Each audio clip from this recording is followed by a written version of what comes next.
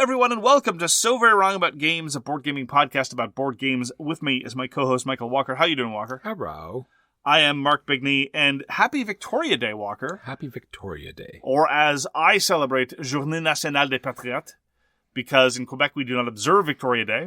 I call it Terrified Dog Day. Why do you call it that? Because dogs hate fireworks, Mark. That is true. Kingston seems to want to deploy fireworks at any given opportunity. It's true. I don't like. Sometimes I hear fireworks, and half the time it's, oh, I guess there was a holiday 2 days ago. But the other half of the time it's, I have no idea why there are fireworks. It's because the superstores in the area sell them, so therefore there'll be fireworks. Okay, this is not so much a practical question. It was not so much a how, it was more of a why. But at any rate, we're going to be talking about board games this week. We're going to talk about the games we played last week. We're going to talk about the news and why it doesn't matter. And then we're going to talk about our feature game, which is Cascadero. So, Walker, what did you play last week? Mark, you and I got to play a game called Dice Flick. This is designed by Rami Gaber and put out by Pegasus Spiele Games. And it is a very random dice flicking game. But I want to put it in sort of context. And I think because I played it out like on a patio, and I think for that setting, it's sort of the perfect sort of setting for it. It's quick and easy to play. You're simply putting it's played inside the bottom of the box. There is sort of a board game insert, you could say, that's in there. That's all these little sort of pockmark holes. It creates this grid with a gutter around the outside. And then it has a stand, 4 stands that attach to the outside of the box. Place a die there, flick it in, create groups of 3 or more dice, and then you score the pips that are on those dice. There's our pink dice that do special things. They're called blast dice. And they either score all the dice in the row or the column, and then when you score dice, you pull them out and they go back in the bag. You flick 2 dice a turn, and dice flick. Even by the standards of a silly little dice flicking game, I was disappointed by Dice Flick, to be frank. First of all, I found it much too long. We played it with 3, and I sincerely felt that it would have been preferable at half the length that it was. Now, would this exacerbate the randomness? Yes, but it's already super random. Maybe you'll pull dice that could lead to scoring, or maybe you'll pull the dice that score automatically, the aforementioned blast dice, which are as butch as they are overpowered, or you might pull dice that will only serve to set up your opponent for their future turns.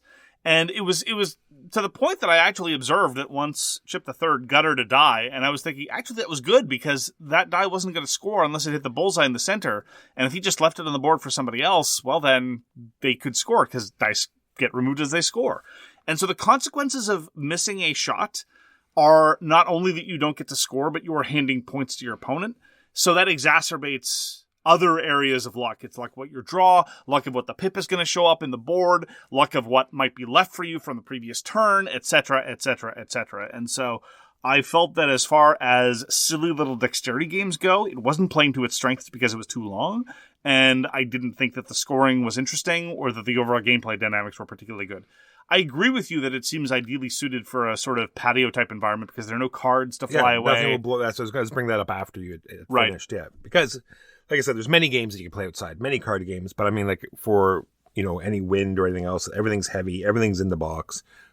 It's nice and compact. Sure. In that context, though, there are lots of games that are made entirely out of Bakelite that are probably more serious. If you don't want to play a more serious game, I suspect, the amount of wind you'd need to topple a game of just taking one somewhat randomly of, say, Animal Upon Animal. Or Hive. Exactly. Hive, though, is exactly one of those more serious Bakelite games. My preferred sort of patio, chill environment thing might actually be Hanabi, but I really like Hanabi, so whatever. And while I agree that environmental conditions might make something like Animal Upon Animal not workable, sure, you don't want something frenetic like Paku Paku or whatever, but anyway. Even by the standards that we've identified, I thought the Dice Flick was pretty disappointing, and so I don't know that I'm inclined to play it again. Dice Flick. Walker showed us a message from the stars. This is part of a bunch of games that were crowdfunded by Allplay, formerly BoardGameTables.com, which is definitely Walker's favorite name for a board game publishing company. And a message from the stars is a team-based or co-op deduction word game thing. Now, there's 2 games going on simultaneously. One game is trying to give clues so that your partners will match certain letters from a list of 6. So far, so standard. On top of that, what you have is layered on a sort of mathematical system whereby some letters are worth a point, some letters turn the valence of the word negative, and some letters double the overall score. So, for example, I give Walker a clue. Walker tells me that the value of this clue that I've given him is -4. Okay, well, I can infer a variety of things from that. I can infer that, first of all, the negative modifier applies. So whatever the negative modifier letter is, it's somewhere in that clue. I can also infer that there were either 4 instances of a +1 letter, or 2 instances of a +1 letter and a multiplier, or a single instance of a +1 letter and then 2 multipliers and the negative value. Anyway, that last part, is joined with a series of notational conceits whereby letters are assigned a difficulty, and you know that there's a certain combinatoric of different difficulties. So you start getting into a situation that some gamers love, and some people enjoy doing in terms of puzzles, which is, okay, this letter is either an A, a B, and an N. If it's an N, it can't be the B, and that means that the negative number can't be the V or the H that we identified before. But if it's the A, then it could still be the B, and the H is in play, and so on and so forth. And you start going down that and using that to inform what clue you want to give. Again, while still ideally gesturing towards what the letter, the actual words that you want your partner to guess. And it's sort of like a back and forth thing, because not only am I giving words so they can guess a certain word, but I'm also sort of listening to where they're having trouble on letters. And I'm trying to formulate a word that not only gives a clue to another word, but also will inform them on what letters to pick. And then they do the same and give, then say if it's an alien talking to a bunch of scientists. Right. So as an alien, I give that a value, and then they come up with a word using the same sort of formula, and then I give a value to it. The part where you are trying to come up with a clue that satisfies a number of different requirements, that part I thought was cool. It really tests your vocabulary and your ability to be flexible in terms of, well, I'd really like to give this clue, but I really wanted to have a B and no V. Okay, combinatorics like that. The part that informs that, the underlying element, namely the note-taking, that process of elimination, the part where you feel like you're studying for a standardized test like the LSAT or the MCAT, that part tends to actually give me a physical headache, and I do not enjoy. I was getting there. I was almost at the point of getting a headache. And I thought it very, very tedious and tiresome and directly contrary to my preferred gaming tastes. The flat word association is so straightforward as to be almost trivial. The using the math to inform your clue is interesting. The calculating the note-taking to winnow down the possible results and all the combinatorics there, I thoroughly disliked.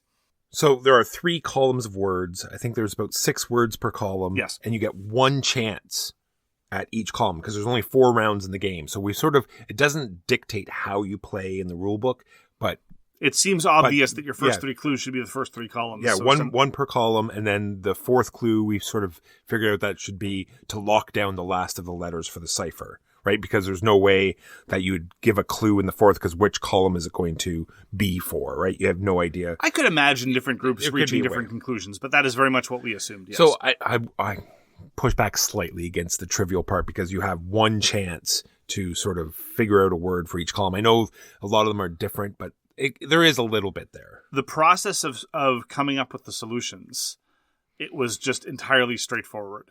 Indeed, we're going to be talking later on about a different party game, a different co-op party game about inferences, where indeed you enter these sort of double-think rabbit holes where it's like, do we really? It could mean this other thing. There's this other detail we could use. No, it was like, this clue means Michelangelo, this clue means swamp, this clue means classroom, we're done. And so I really do think it was borderline trivial. It was also troublingly easy.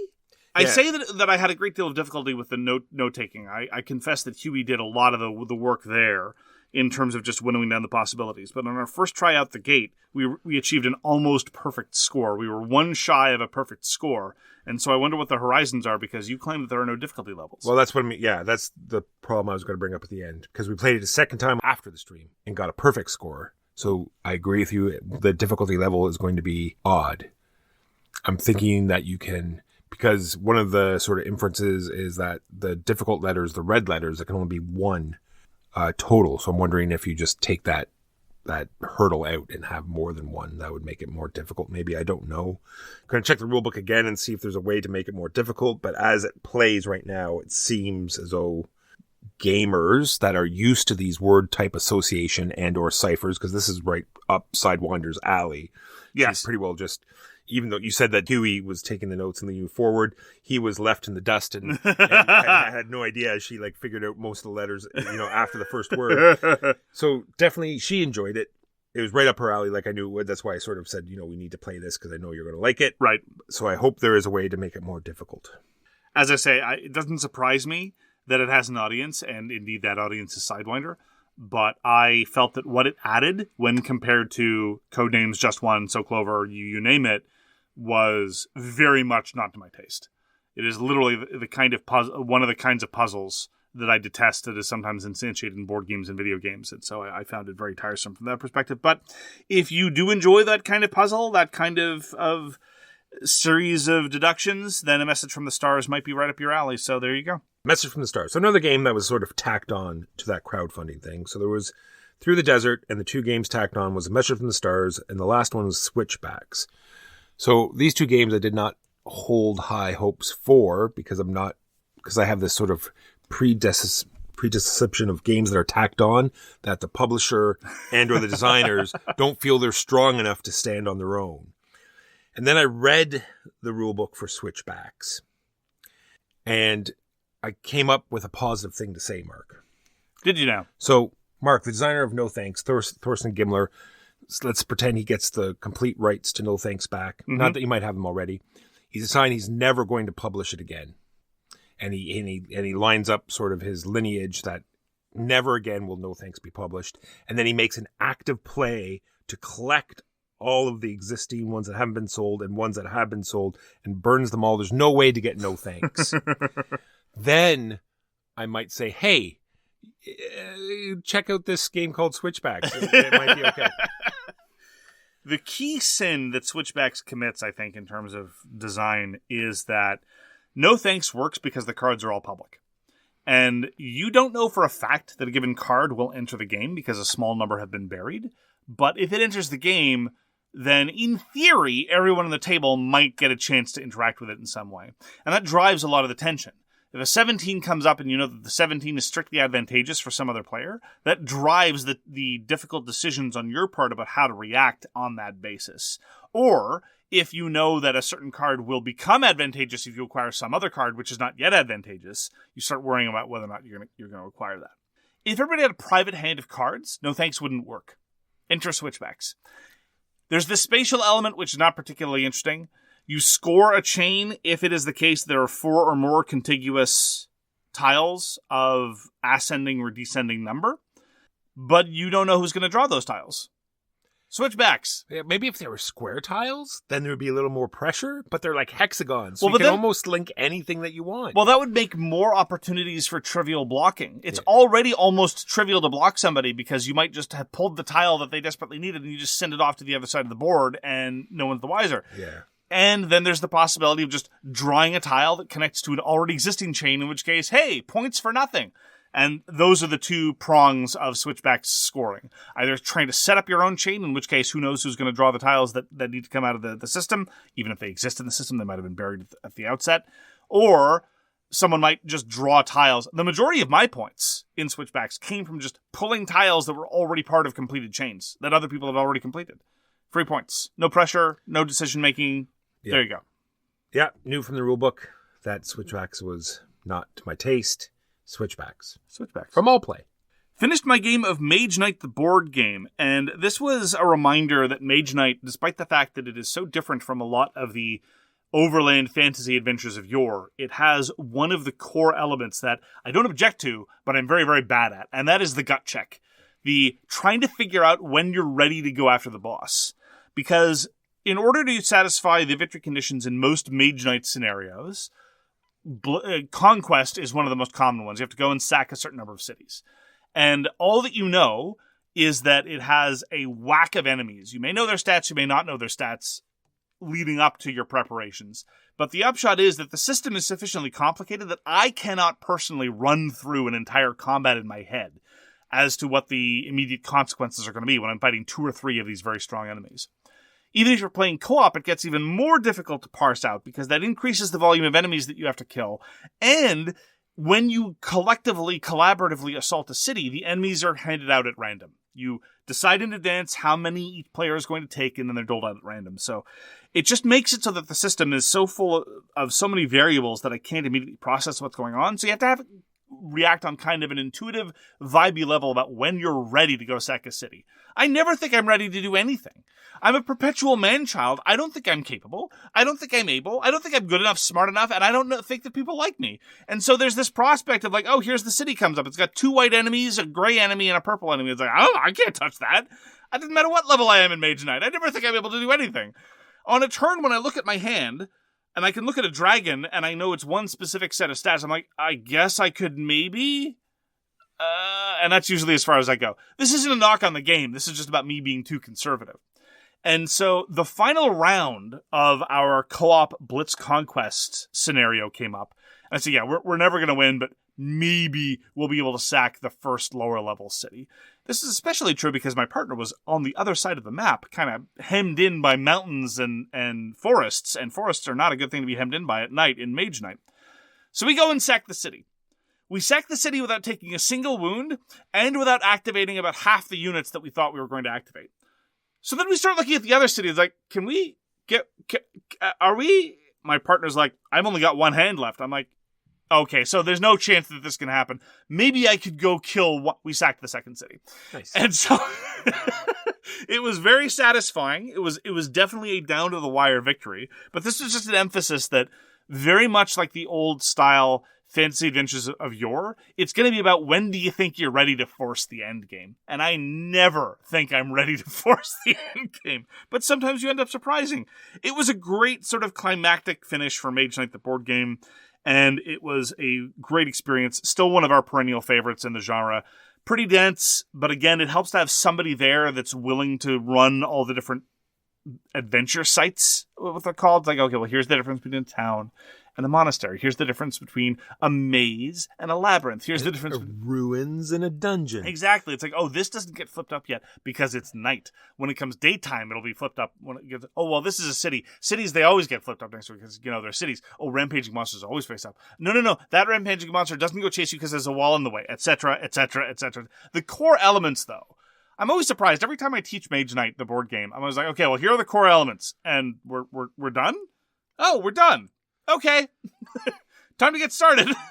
Then there's the side cases. Then there's all the side cases, of course. But if you're helping somebody, especially in a co-op game, you can manage them through it and run them through without too much difficulty. When they come up, you don't even have to. Half of them won't even come up, so you can just absolutely keep trucking. So wonderful time. Mage Knight, the board game, Vlaada Chvatil, 2011.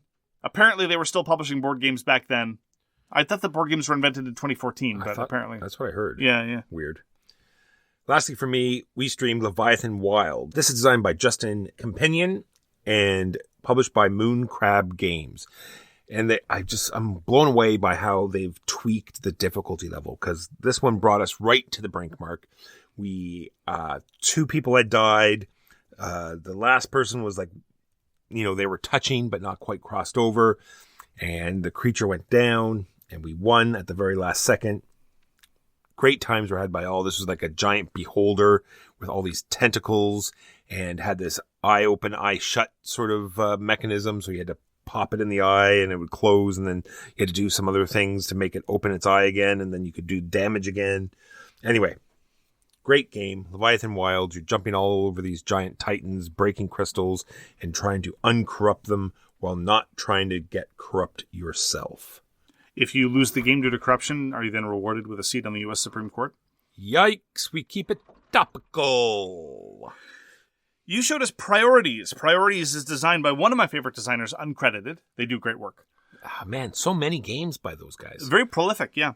Published by Clarendon Games. Priorities is kind of within striking distance of fun facts, in that what happens is you get these 5 potential priorities, and the table attempts to guess how an individual will rank them in terms of their own life.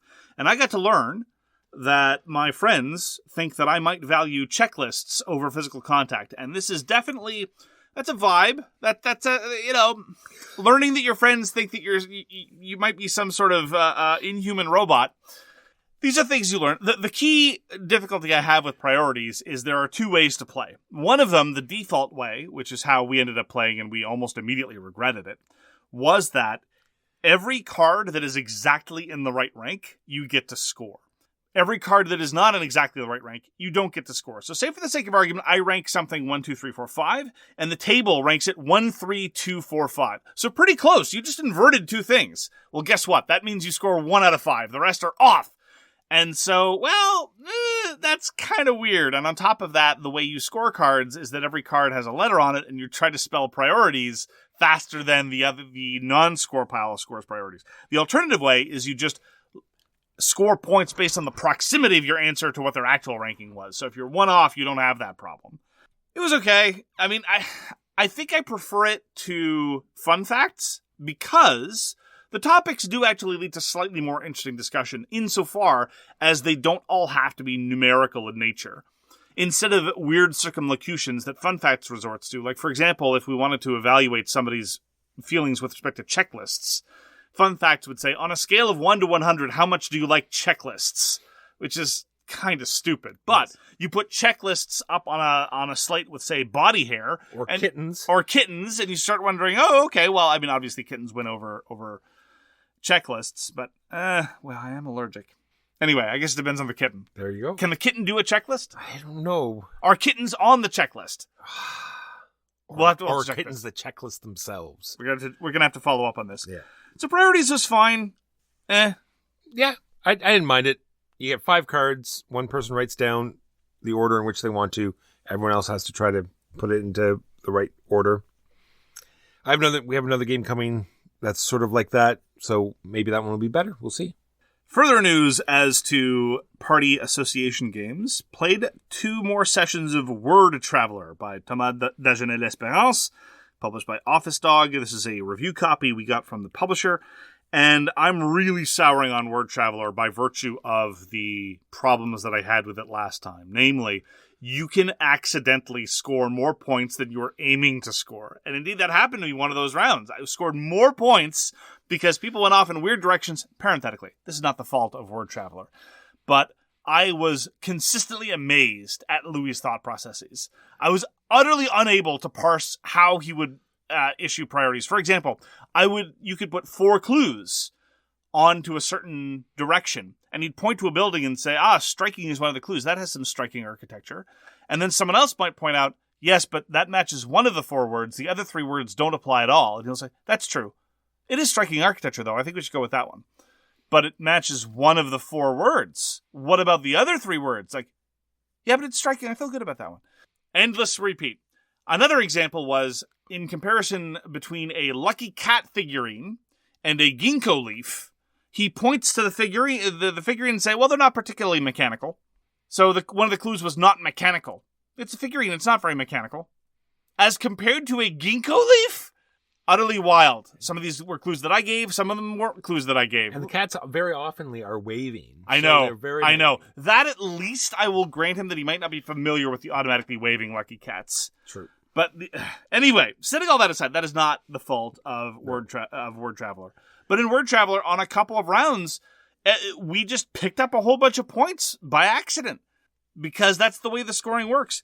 What you get from Word Traveler that you wouldn't get out of, say, something along the lines of Codename Pictures is, number one, it's purely cooperative, which I do kind of prefer. It's more flexible for player count. But you also get a strange kind of spatial freedom about what direction to go to follow a map card. But what you lose is a certain degree of difficulty because we've gotten very nearly the highest possible score, very much like A Message from the Stars. But on top of that, just these accidental points. You might think that it would be more like the problem in priorities, where a single error leads you to a concatenating series of disasters because your second waypoint was wrong, so there's no chance you're going to get to where you want to by the 5th direction because it's all premised on that first wrong inference. But there are points all over the board, so you just stumble up over them. I find it desperately unsatisfying. Like I said, I think we should get some markers out, and we'll put some black squares on those map tiles, and you hit those ones, and you're out. Maybe. I don't know. I don't see why Word Traveler can compete with something like even just one. I mean, yes, You're not doing exactly the same thing because, again, you're making word associations with pictures. If that's specifically your vibe, if that's really the way you want to do it, then yes, there's a paucity of games like that. There are tons of games that associate images with images in the Mysterium Celeste Dixit line, and there are tons of games that associate words with words. If you really want to associate words with pictures, I guess Word Traveler is a good choice. But past that, I just find the scoring unsatisfying. Yeah, giving clues and having friends try to make inferences based on those clues is fundamentally satisfying. And all these games leverage that fundamental area of satisfaction. It's just between the option of having one with a slightly more robust and less arbitrary scoring system or one with more, I will choose the one with less. It's not because I think that's the highest priority in a party game. It's just you don't have to make that sacrifice. And so ultimately, I find Word Traveler disappointing. Word Traveler. On the topic of disappointing, I tried Cascadito. Cascadito is a roll and write game by Reiner and Knizia. It was crowdfunded at the same time as Cascadero. Has nominally the same, I guess you would charitably call it a theme. Yes, Knizia designing themeless games is enough of a trope that it leads into caricature, but sometimes it is true. Some of the mechanisms are kind of informed by some notion of theme, but really it only works as hard as you want it to work. And Cascadito has a lot of your standard roll and write trappings, namely you just push up tracks based on color matching, not a whole lot of player interaction, no possibility of blocking.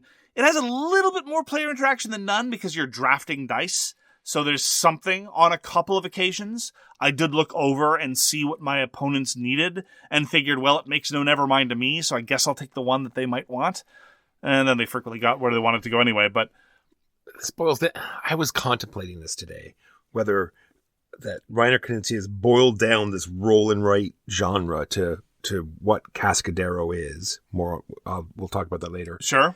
Right, takes away this randomness of the dice. So maybe he just threw that game and this is what roll and writes are, right? See this randomness and how the dice are painful and it's just all about tracks and nothingness.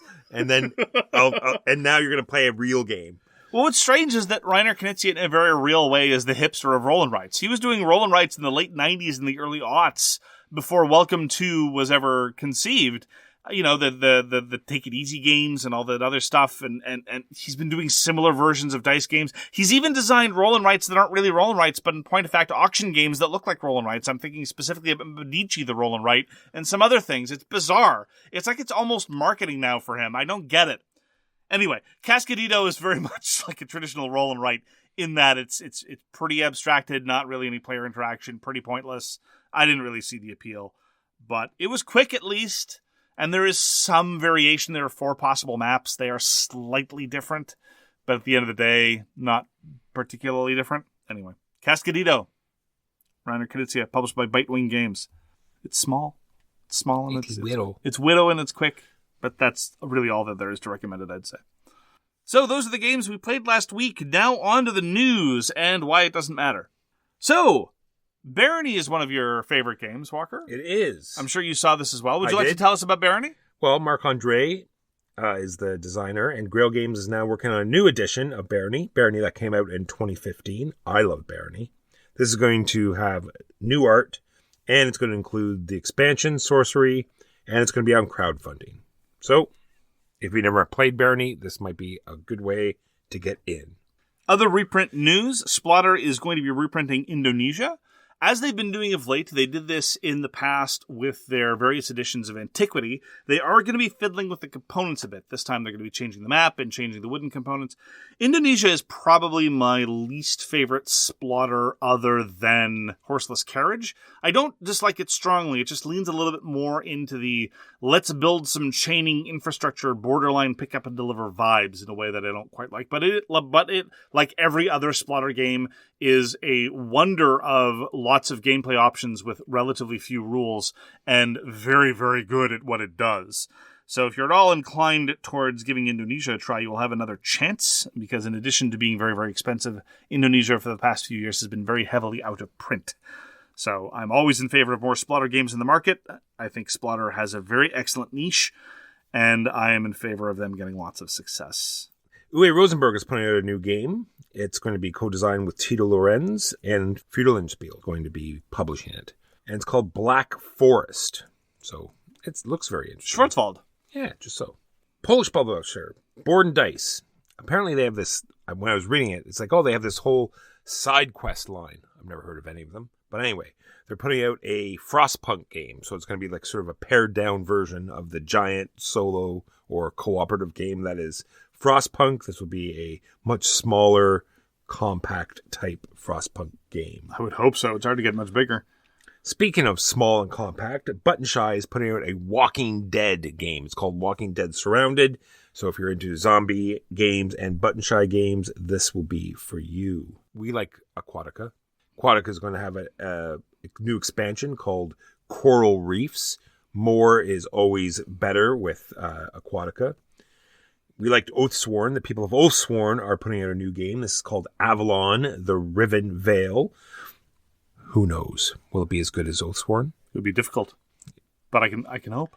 And lastly, for me, is there was a Warhammer 40k video game called Dark Tide.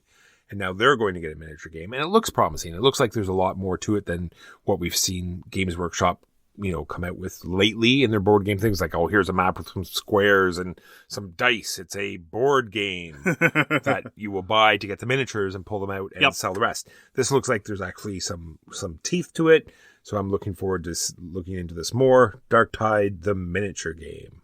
Other reprint news, Dungeon Twister by Christophe Bélanger is going to have a 20th anniversary edition.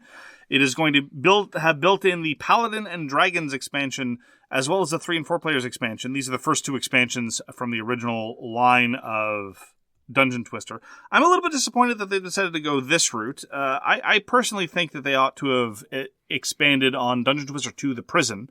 I just liked the mix of characters more there. And I also think that the 3 and 4 player expansion is a waste of time, because playing this 2-player game multiplayer is one of the all-time perennial classics of no. I've done it a couple times. It was a painful, painful slog, and had all of the multiplayer problems you might associate with original 2-player games. So I do not recommend that. And I mean, another thing they could have done is actually reprinted some of the hyper-obscure character expansions that were originally only published in French. And while I'm definitely not going to be recommending that every publisher publish every game in a massive $200 edition, I think they could have included a bunch more characters without too much expense, because it's mostly just a couple of cardboard standees and call it a day. But alas, that might have foreclosed their ability to publish more expansions later. I like Dungeon Twister. It's really interesting and clever. And I like the works of Christophe Bélanger, and I'm hoping that a lot more of his work gets more attention. Finally, the Golden Geek Award winners have been announced. And I would encourage you to go to Board Game Geek and check all the winners. Congratulations to all of them. But a number of awards have been given to Sky Team, of which we're a big fan. Best Party Game went to That's Not a Hat, so congratulations to Casper Lapp on that one. And Best War Game went to David Thompson's Undaunted Battle of Britain, which delights me on 2 bases. Number 1, David Thompson deserves a lot of recognition for his work, and number 2, I'm sure all the historical wargamers are in a tizzy that a game like Undaunted Battle of Britain once again has won Best War Game, but at this point I'm sure they're used to it. And I also congratulations to the winner of Best Podcast, to One Stop Co-op Shop. I would teach you the secret handshake into the Golden Geek Speakeasy, but sadly I was ejected for repeatedly loudly insisting on Yoo-hoo-based cocktails, so they've changed the security codes, so I can't welcome you in. I'm trying to get you back in, man, I promise. You keep saying that, and yet I keep seeing you laughing at me from inside. So, that is the news and why it doesn't matter. We will now take a brief break to pay some bills. It's great that ExpressVPN protects your privacy and security online, but you can also use ExpressVPN to unlock movies and shows that are only available in other countries. It's so simple, even a gibbon could do it. ExpressVPN lets you control where you want sites to think you're located. You can choose from over 100 different countries.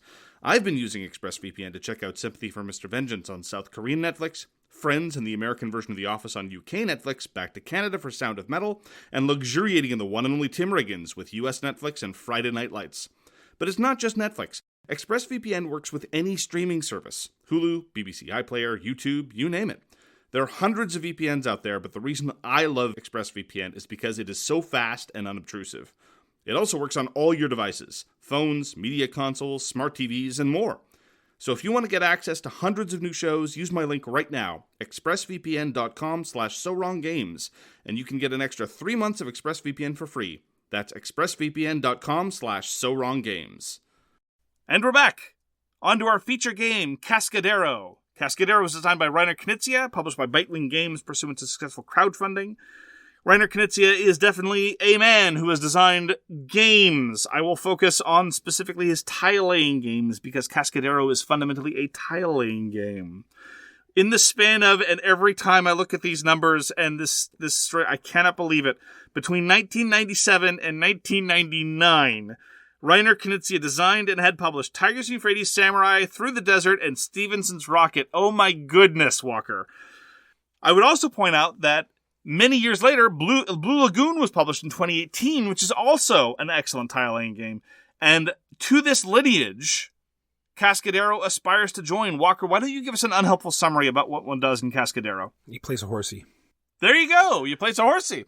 All right. Now, if this horsey is adjacent to a town and is part of a unique group of at least 2 or more and was not already adjacent to that town, the town scores. Now, if this group is the only thing adjacent, you move up the track once. But if something was already adjacent to the town, it moves up twice. Yeah, that's pretty much it. That's it. If the herald was next to the town, you move up again. Then the tracks, combo. Then you check if you've accomplished any of the achievements. Then the next player goes. So here's the fundamental thing about tile-laying games as far as I'm concerned. I very much enjoy tile-laying games, but only of a certain kind. At that point, past that kind, it can be very much hit or miss. And the emphasis that I like is when tile-laying is all operating on the same space. Lots of tile-laying games have you build your own little corner of the world. And sometimes I enjoy those games a great deal. Gods Love Dinosaurs is an example. You're building your own little biome. My biome is not going to abut your biome, and that's fine. But where possible, I very much like that we're all playing on the same board. And those 4 tile-laying games that I mentioned up top that Reiner Knizia designed, you're all playing on the same board. But the trick is, the reason why I like it that way is because 2 reasons mostly. One of them is that you get to deal with an evolving geography of the board. And so the board state changes, and as it does, your incentives change and your pressures change. Cascadero has that. It's the case that as things get blocked off, it's more difficult for you to satisfy some of the chivos. More on that later. But then there's the other part, which is the direct player interaction. Lots of games have what I would call, I'm not being rigorous here, don't hold me to these terminology, indirect player interaction. I took that card because I wanted it. You wanted it too, but that's not why I took it. I took it for me, and you get disappointed because you wanted it for you too. Then there's the direct competition where it's like, ooh, I could cut you off if I do that. That's part of my incentive structure. And it may even be my chief incentive structure some of the time, or at least part of it other times. And in those other board games that I identified, Tigers and Euphrates, Samurai, Through the Desert, Stevenson's Rocket, Blue Lagoon, you're doing that a lot. In Cascadero, not so much. No, not so much. The board will evolve where you are cut out of some parts of the map. But there's very few times do you purposely place in order to stop someone from doing something. Because it's almost never in your interest. Yeah, it's always better. You know, there's always a better move for you. Yeah. Right? Because almost every placement gets you points and starts a combo chain. Whereas normally blocking, that's usually all it does. Right.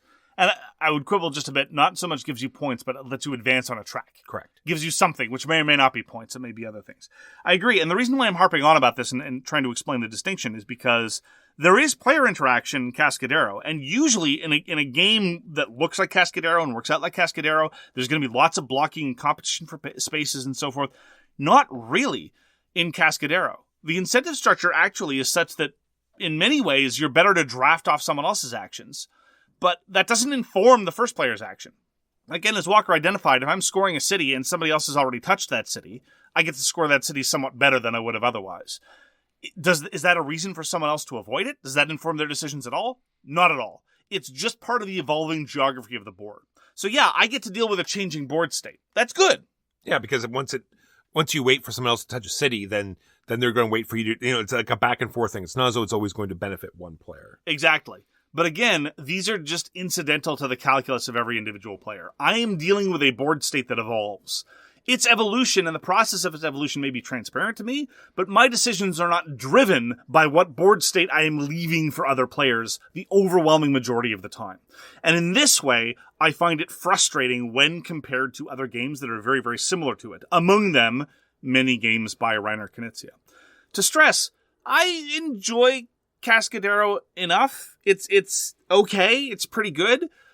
But the extent to which it is inferior to its cousins designed by Reiner Knizia, I find borderline painful in comparison, which is a strange kind of criticism. It's like, oh, you're not brilliant, but here we are. For me, it compares most to Babylonia, in my opinion. It's the same sort of thing. You're placing, you're creating chains, you're blocking parts of the map off. You're not really Fair enough. blocking like full scoring opportunities out, but you're just sort of like the map slowly locks down on itself. Fair enough. I will give Cascadero this over Babylonia. I think I prefer Cascadero over Babylonia, though I'm not sure. Babylonia, I found the scoring just desperately unsatisfying. There were never any big turns. You were just incrementally scoring here, there, and everywhere. It made it feel unsatisfying the same way that Stefan Feld's scoring is often unsatisfying. At least in Cascadero, you get to have big turns. Now, it's the kind of big turn that I don't really like, because everyone else is sitting around waiting for you to get on with it. And it's this strange kind of concatenating series of, okay, this lets me go up a track. Okay, this lets me go up this other track. This lets me go place another horsey. I place another horsey. Okay, I'm going up this track now. Points. Now I get a seal. Okay. And it's weird. There's not a whole lot of downtime in Cascadero. So when there is, it feels more painful than it should. It's true. And so I mentioned achievements earlier, and there's sort of two big blocks of achievements. There's a block that everyone gets to do. That's just like connecting two towns that are the same color. And then there's the only one player block of achievements. And that's like, connecting 5 cities of different colors, or, a bunch of different things. Moving up the track. If you move up the tracks well, then you get track points. Yep. More track points. It's true. And so there is competition for that part where only one person gets to do those. That is true. And then I find the end of the game very interesting as well, because either you're placing out all your horses, or it's when someone hits 50 points, the game ends as well. So in a way, it's a race, because a lot of times we've had people hitting big turns right near the end, and someone just got there one turn earlier. And I find that evolves very interestingly as well. I actually think that the objective system, the achievement system, is one of my biggest gripes with Cascadero, because it makes almost every game feel the same. Because we don't have this same level of direct player interaction that you might have in other tile layers, and the fact that you're always competing for the same sets of objectives, I always feel like I'm just ending up doing the same thing. Maybe I'll connect the 2 pink cities before I connect the 2 white cities. Maybe sometimes I'll go crazy, and in Cascadero I'll connect the 2 orange cities before I connect the 2 blue cities. Yeah, because this is what we call variety. Yeah, because there's no race for it, right? That it doesn't really matter. And lots of times it's like, oh, I happen to connect that, and there's room for everybody. It's like, so I'll just take those points now. Yeah. You put the flag out, and it's like, yeah, I did that 2 turns ago, but whatever. Yes. The competitive achievements I find are better than the non-competitive achievements, but even then, the fact that they're always the same, again, contributes a little bit to the sense of sameness. Which is odd, right? Because it's just the simplicity of getting a tile that you place over top and, having different achievements, right? Which is, I can't see why they didn't. So that's just it. So this is very much still in Reiner Knizia's design idiom. One of the things that was mentioned during the crowdfunding was that this is Reiner Knizia playing around with tracks. This isn't the first time he's done it. In fact, the way that the tracks work remind me a little bit of Lost Cities, the board game, / Keltis, which is a game I prefer for what it's worth. I like the card play in Lost Cities and in Keltis more than I like the tile placement, how it works in Cascadero. But he doesn't tend to work in tracks very much. It's not core to the way he designs things. But I don't know that the system, and this is not a criticism or a compliment, I don't know that the system has enough moving parts or enough constituent elements to start messing around with the achievements that much. I think, if anything, if you tried to institute other achievements, it would make the game feel even more scripted than it already does. And so I just think it's a natural outcome of the fundamental way that Cascadero was structured and the way the points work.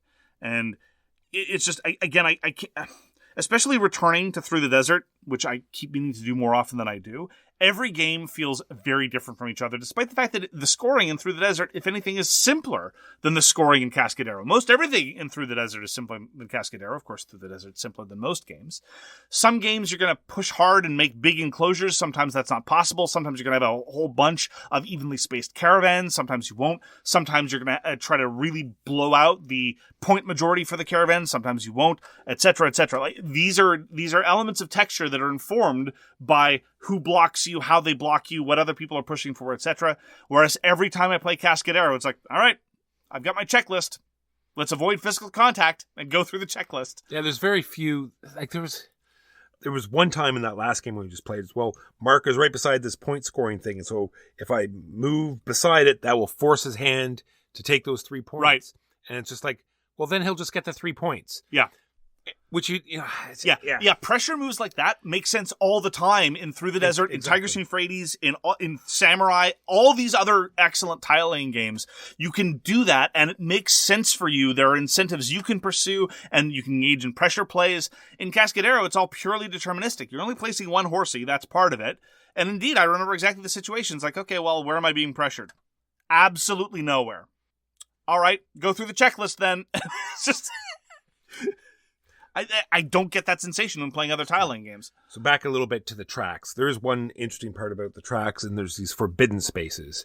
So it's sort of like a dead zone that you can't stop in. So as you're moving up, so you have to move at least 2 spaces. So it leads to the sort of an interesting sort of break point where it's like, oh, I can move 3 up the pink track, but that will waste some of the movement. So I got to figure out how to move 1 up the pink track first and then do the big move. So I skip over that forbidden space and do it properly. I thought that was interesting. I agree. I also think there are 2 more interesting elements with the tracks. Number 1, there are the 4 player colors, and then there's white. White is different from the other player color tracks in that it is arguably just more remunerative. Well, it's education, you see, Marc. And education, apparently the Cascadero cared a great deal about education. He wanted to get his learn on, as it were. That's how Cascadero speak? Okay. Yeah, precisely. And so that's interesting. The other interesting element is that in order to win, as a precondition for victory, you need to have maxed out the track of your color. So I playing yellow need to max out the yellow track. Walker playing purple needs to max out the purple track. It's not quite as trivial as, we constantly go back to the track in Gugong. In order to win in Gugong, you need to be another track, but everyone gets to the end of the track without too much effort. It's a little bit more difficult than that. On a couple of games, I felt like I could push the end game, but I'm not nearly high enough on my yellow track yet, so I better wait. So that was interesting. I liked that part, and it made the incentive structure different for different players based on the map. But again, it didn't lead to an interesting kind of on-the-map competition. It was just an interesting texture for when you want to push for points. Yeah, another thing on the track where you need to move a certain number of spaces are there's these seals littered along the track, and they're good for 2 reasons. One, there's an achievement for having 3 seals that you haven't used yet, and use seals let you score towns without worrying about having a group next to it. And sometimes that can be very handy. Absolutely. It's strange. I feel like the tracks and the overall dynamic of how they work is more interesting than the actual game. Normally, I hate tracks because they're the least interesting part of a game. It's just this weird tacked-on thing where you're just climbing up a track and getting random resources or weird bennies that feel disconnected both thematically and mechanically from what you're actually doing. This is true in Tzolk'in. This among the trackiest of tracks. I felt that way about various permutations of Terra Mystica, etc., etc. But here in Cascadero, Knizia was like, oh, okay, well, let's play around with tracks. And I feel he made the tracks very interesting in a number of crucial ways. But the rest of the game falls flat to a large extent. It's a strange feeling. So there are two games that come in the box. And it ties in because I want to talk about the heralds. And the 2 game types really reflect on how the heralds change the game state as well. So on one side of the map, you're placing out horses. And there's these heralds that are going to move around to the different cities. Or stay static based on which variant you're playing. We always play with the advanced variant. I would suggest playing that way because it made gameplay very interesting. More dynamic. Dynamic. So you score the city that has the herald. It gets you extra movement on the track. And then you have to move that herald to a city that's close by. So it leads to these interesting combos where I'm going to place to go up this track, move the herald, and because I moved up on that track, it lets me play another horse, which I now place next to the place where I just put the herald. And so these interesting combos where you're sort of stepping along the towns, moving this herald, and advancing on the tracks better. And there's only 2 heralds on the board, so someone could come in and steal it and move it, away. You have to move it to a close city, but can still move it in a way that you can't get to it. Whereas the other side of the map, you're putting out all these farmer tiles, and they straight up replace towns. So that's going to reduce a lot of things. and make it harder for a lot of things, i.e. a lot of the achievements where, you're chaining cities together now, chaining towns together. A lot of those towns are now gone, so that's a little harder. And the heralds, you can't use the advanced variant with that, so you can only move the heralds if you move onto the farmer tiles that say move a herald. So big changes in how the game's played. Yeah, I very much enjoyed the added pressure. And in point of fact, the condition of having to max out your own color track I felt was more difficult in the farmer variant. And I appreciated that. It leaned into the design elements of Cascadero that I found engaging and interesting. And so I preferred the farmer variant. The farmer tiles themselves are just, whatever. They're not they're not effects that are not repeated elsewhere in the tracks. It just, but surely by virtue of how it changed the geography of the board, I appreciated it. Yeah, and how it really cut down on how the bonuses of the heralds. That too. Another thing I want to mention about Cascadero, I've mentioned it before in the context of Allplay's publication of Through the Desert, is that I really appreciate how they tried to keep the form factor as compact as possible. This is, again, a small box game that could have easily been a Ticket to Ride size box game, but they kept it slim. It is no bigger than it needs to be to fit the board and the pieces. And it's got, I think, pretty good E&O tool art. So I think it looks nice on a shelf. It's unobtrusive on a shelf. Nice small box. I approve. Yep, and it's very easy to teach because, like we said, you place a horse. That's what you do in your turn. Sorry, what was that? I lost you in the upkeep phase. You place a horsey. So yes, that's all you're doing. It leads to a whole bunch of other stuff, but in the end, that is all you're doing. You're placing a horse. And the setup for the standard game is very easy. You just put cubes on the bottom of the tracks. And if you're playing the other side, you do have to put a bunch of farm tiles, but very easily to do. Plays quickly. I will play it anytime. I don't think I'll ever choose to play it. Solely because how Marc already talked about, the rest of Reiner Knizia games are just better. Yes. Specifically the tile laying games. Absolutely, the tile laying games. Part of me, this caused me to reflect back on many of the elements that I really, really appreciate about other Reiner Knizia tile laying games. And I'm very much out of step with a number of other people because I think, broadly speaking, the hobbyist gamer community reacted much more favorably to Babylonia than I did, and much less favorably to Blue Lagoon than I did. And so part of me was thinking, it's like, would I really rather play Blue Lagoon over Cascadero? And I started thinking about it. It's like, yes, absolutely. One of the reasons is Blue Lagoon has that blocking in a way that Cascadero doesn't have. That's a personal preference. And the super pressure. Like exactly. The forcing the play of other players. Yes.